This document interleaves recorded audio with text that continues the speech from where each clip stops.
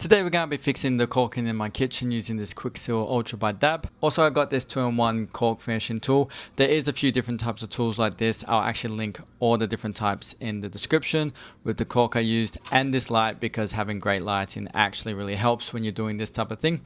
Now first of all, you just going to want to clean up your area. You want to cut out any existing caulk. You want to get any debris out. Just absolutely clean it up. Preparation is everything you need when caulking.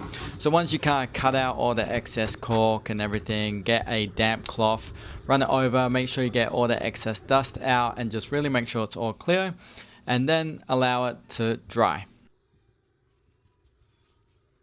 I always cut my caulking on a 45-degree angle. You gotta be careful not to make the hole too big though, because you don't want excess caulk coming out. Now these tubes can be a little funky, but for this size job, this tube is all you need. Now you want to try and keep the caulking absolutely seamless if you can. The more joints you put in it and stuff, it's just going to get a little bit messier, a little bit harder for you.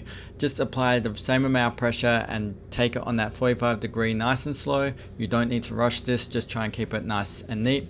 I always put a little bit of dishwashing liquid in a bit of water, and then when I run it over with the tool, I can dab it in that, and that will just help the caulk slide off a little bit better.